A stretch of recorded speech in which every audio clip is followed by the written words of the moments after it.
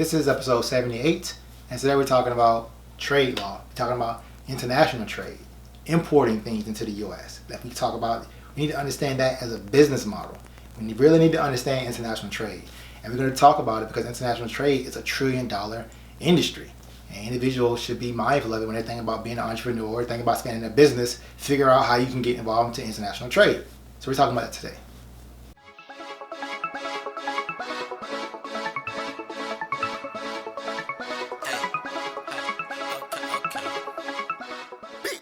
What's up, guys? Thank you for tuning in. We're talking about international trade. I recently did a video talking about exporting, sending things outside of your company, outside of your country, excuse me. It can be the U.S., whatever country it is. We talked about export. We talked about particularly how you can minimize risk when you're exporting. So check that video out. Today we're talking about importing things into your country.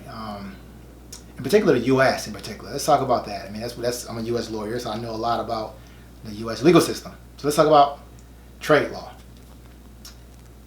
Importing things is an incredible business opportunity for individuals, particularly in the U.S. Really everywhere, because every country imports. But the U.S. is the largest economy in the world. Some people may say China, but generally speaking, it's always been the U.S. for a very long time. So the U.S. imports $2 trillion worth of imports in the world.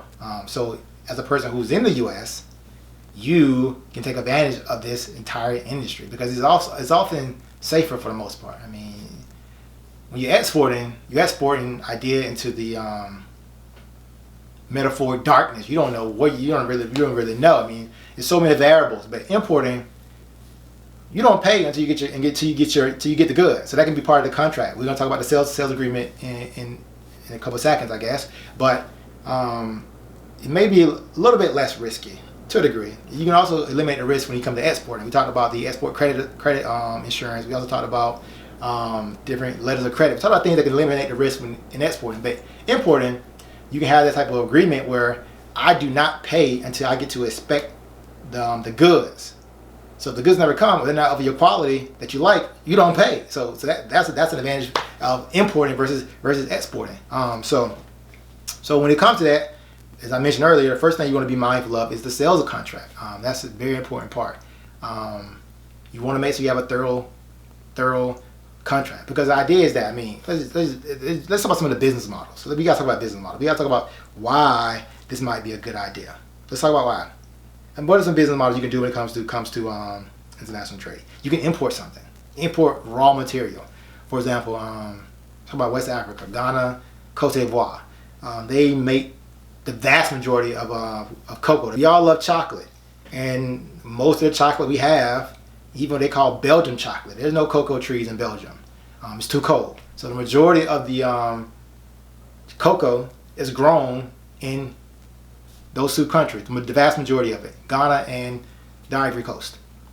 And then so they export those raw materials, and then they turn it into something, and then they sell it in markets all around the world. So that's a model you can use with plenty of other different types of products. I mean, Africa as a whole has tons of natural resources, but that's everywhere. I mean, I don't know, you could be somewhere in you be somewhere in the Caribbean or whatever. I mean, you can get coconut, excuse me.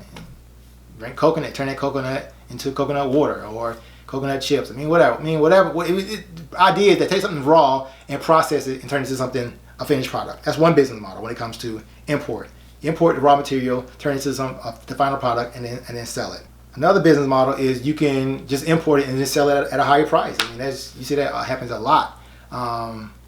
It's called just arbitrage to a degree. I mean, the idea is that most things are cheaper in their local market, the market where they're made at, but they cost higher the further away they are. And then that's what you can do. I mean, it can be anything from a specialty drink. It can be anywhere from it can be Louis Vuitton or Gucci or whatever. Whatever it can be. The idea is that you could take a product in this market and then bring it to your home country, import it to your home country, and sell it at a higher price. Make sure you get your profit margin in. That's another business model. Another business model is you can import something, add value to it, and then export it. There's another business model. So now you're doing import and export. You combine both of them. We'll talk more about this in another video. But the idea is that let's think of an example. I don't even know. Let's think of an example. think like this, computers.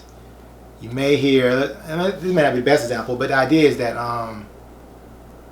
you let's say for example you're building building a car. You see some of this.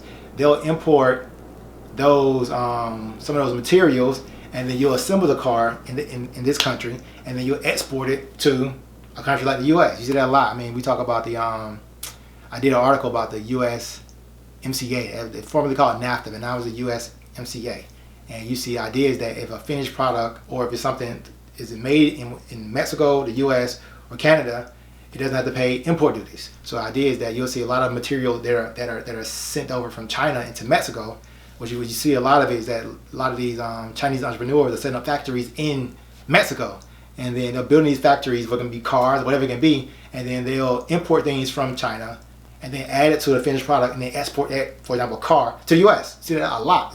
So that's one way people get around these free trade agreements, because there are quotas on things that can come from China to the U.S. They're quotas, so they get around it by actually creating a factory in Mexico, take advantage of the affordable labor there, and then export to the U.S. So that's one way. That's one way to do that. But now that we spoke about free trade agreements, it's important that individuals take advantage of these trade preferences and these free trade agreements. For example, we talked about the U.S. MCA, formerly called NAFTA. And let's say, for example, the thing you're importing has a 3% import duty rate on it. So give it gives you a general example.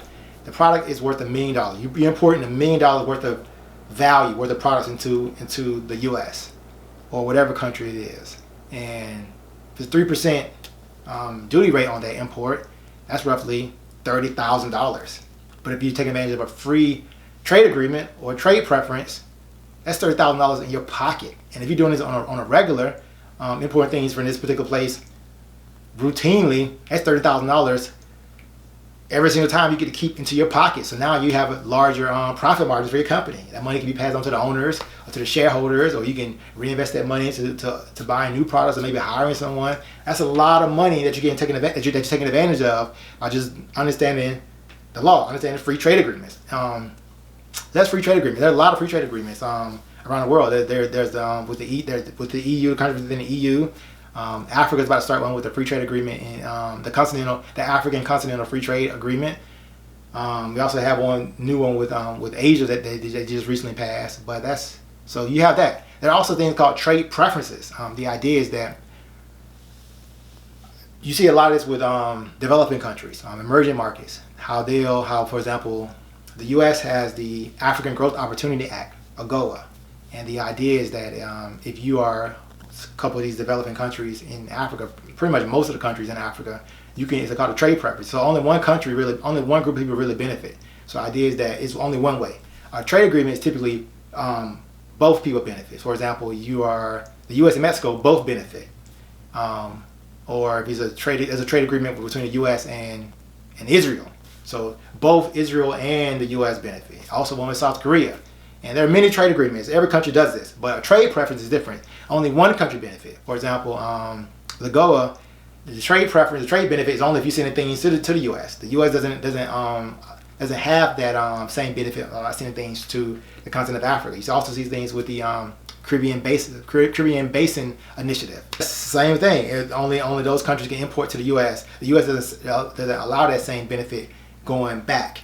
And so the question is, why would a country do something like that? The main thing is that they want to have goodwill with those countries. It could be many reasons. It could be helping those developing nations out. It could be many reasons why they do it. It could be potentially I don't know. You could maybe some UN votes. Maybe get them to side with you at the UN. It could be many reasons for why they do these trade preferences, but they do exist. And if you're an entrepreneur, particularly if you're one involved in import, you can take advantage of this. You definitely take advantage of this stuff because it exists. Take advantage of the law. And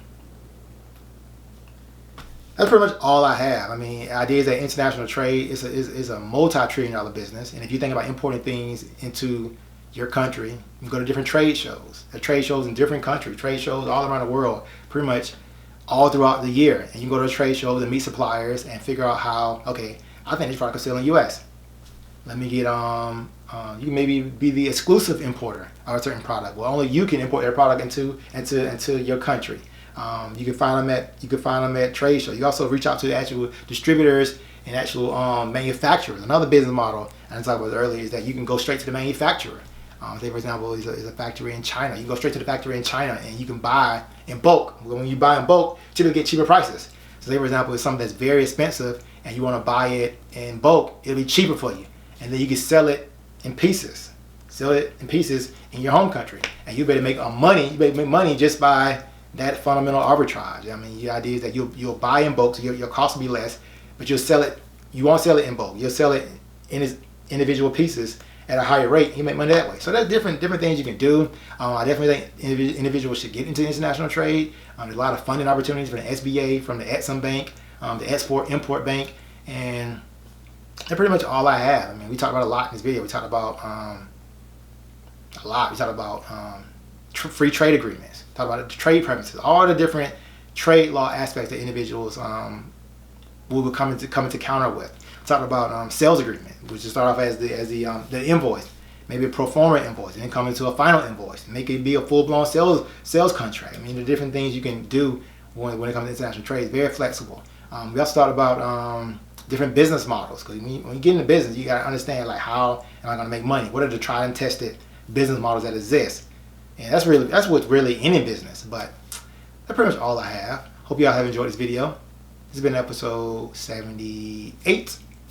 Don't forget to like, share, and subscribe. And we're one step closer to 1,000 episodes. Thanks.